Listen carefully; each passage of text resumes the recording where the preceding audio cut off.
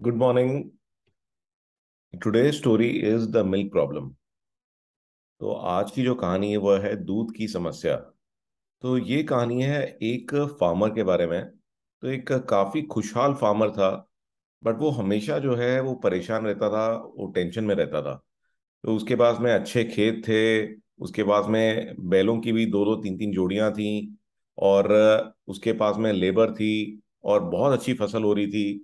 लेकिन उसकी वाइफ भी देख के हैरान रहती थी कि भी ये आदमी जो है सारे टाइम चिंतित क्यों है। तो उसने पूछा उससे कि भी क्या प्रॉब्लम है तुम्हें।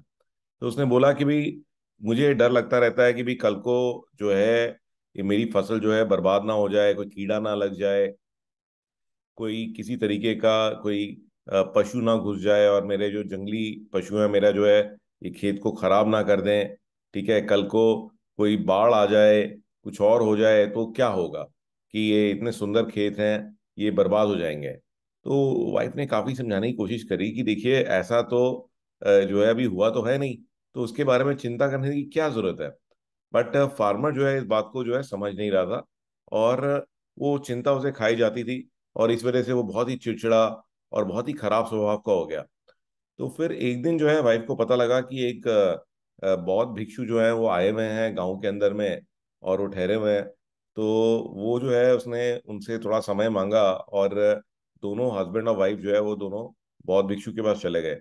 और ये सारी प्रॉब्लम जो है उन्होंने बौद्ध भिक्षु को बताई कि भाई ऐसे ऐसे जो है मेरे को सारे टाइम टेंशन रहती है जी, कि ऐसा ना हो जाए वैसा ना हो जाए, पहले भी ऐसा हुआ था कि कल को ये ना हो जाए वो ना हो जाए। तो बौद्ध भिक्षु ने कहा चलो ठीक है, मैं इसके बारे में सोचता हूँ, आप लोग कल सुबह आ जाना। तो मैंने कहा चलो ठीक है जी, कल सुबह आते हैं।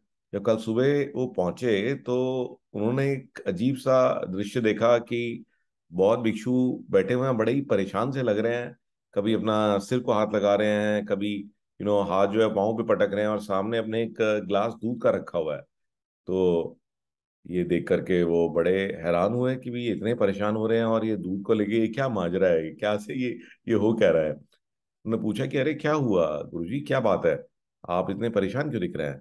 तो कहते कि यार ये जो ग्लास है ना दूध का, मेरे को इसके बारे में बड़ी चिंता हो रही है।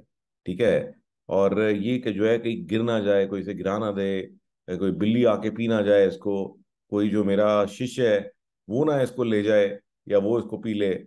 तो ये सुन के जो फार्मर था वो हंसा जोर से, उसने कहा कि अरे एक गिलास दूध का ही तो है, इसमें चिंता की क्या बात है। अभी कुछ हो भी जाता है इसको तो एक गिलास और मिल जाएगा, दूध में क्या दिक्कत है आपको, आप इतना परेशान क्यों हो रहे हैं।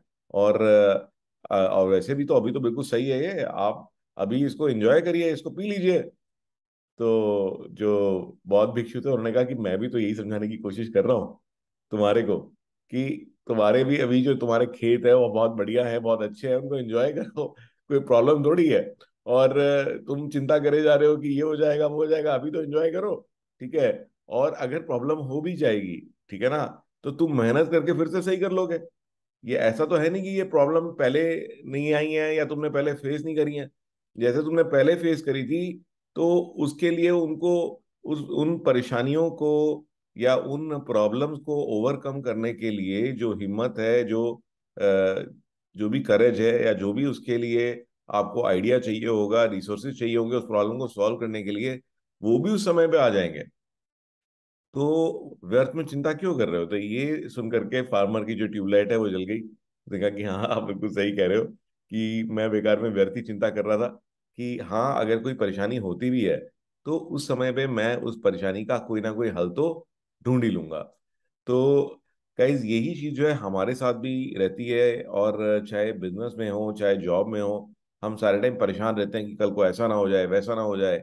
तो मैंने भी बहुत सारे गुरुओं से मैं सीखता हूँ, चाहे वो ओशो हो, चाहे वो सदगुरु हो, ऐसे ही एकार्ट टोल है, ऐसे बहुत सारे और भी गुरुज हैं।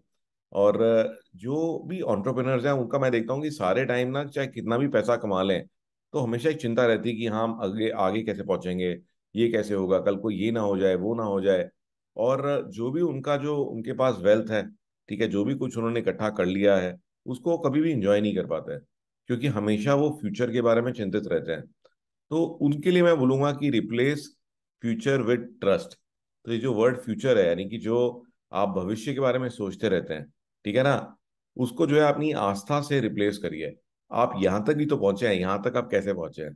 ठीक है ना कोई तो शक्ति होगी जिसने आपका ख्याल रखा है और आपको यहाँ तक पहुंचाया है। ठीक है ना। और खुद भी आप मेहनती हैं, कितनी सारी परेशानियों का सामना आप खुद कर सकते हैं, राइट? तो ऐसी चिंता क्यों करते हैं? जब परेशानी आएगी तो उसका हल भी आ जाएगा। तो ट्रस्ट करके चलिए अपने आप को। तो फ्यूचर जो है वो एक फिक्टिशियस चीज है। फ्यूचर कुछ भी नहीं होता। आप कभी भी फ्यूचर में जा करके कोई एक्शन नहीं ले सकते। और जो भी एक्शन लेना है अभी लेना है। हाँ, अगर आपको कोई चीज के बारे में चिंता हो रही है तो आप उसके लिए जो कर सकते हैं तो उसके ऊपर एक्शन ले लीजिए। अगर आपको लगता है कि कल को मेरा सामान रखा हुआ है वो खराब ना हो जाए तो उसकी इंश्योरेंस करा लीजिए। ठीक है ना। उस जगह को ठीक करा लीजिए, वाटर प्रूफिंग करा लीजिए। जो एक्शन ले सकते हैं वो एक्शन ले लीजिए। टेंशन लेने की कोई जरूरत नहीं है। और जो होना है वो होगा। ठीक है। और जब भी होगा तो पहली बात तो अच्छा ही होगा। तो जो भी आपकी चिंताएं, हम कितनी बार हजार चीज के बारे में चिंता करते हैं बट वो चीजें कभी भी रियलिटी में नहीं होती। ठीक है ना। तो ये भी नहीं होगा। और अगर 1% हो भी गया, कोई प्रॉब्लम आ भी गई, तो उस समय पे आपके अंदर इतनी हिम्मत है, इतनी करेज है, इतना दिमाग है कि आप उस प्रॉब्लम को ओवरकम करोगे। एंड जैसे मैंने आपसे कहा कि you have to trust the universe कि हाँ, उस समय पे जो प्रॉब्लम आएगी उसको सॉल्व करने के लिए जो सोल्यूशन है वो भी आपको उस समय में दिया जाएगा, मिलेगा आपको। तो कोई चिंता करने की जरूरत नहीं है। तो आई होप कि आज की जो स्टोरी है ये आपके लिए मीनिंगफुल होगी। आइए एक छोटा सा टेक टिप शेयर करता हूँ। कई बार मैं सोचता हूँ कि भी कौन सी मूवी देखी जाए, और बहुत सारी आज की डेट में ऑप्शंस हो गई हैं, लेकिन कंफ्यूजन क्रिएट हो जाता है।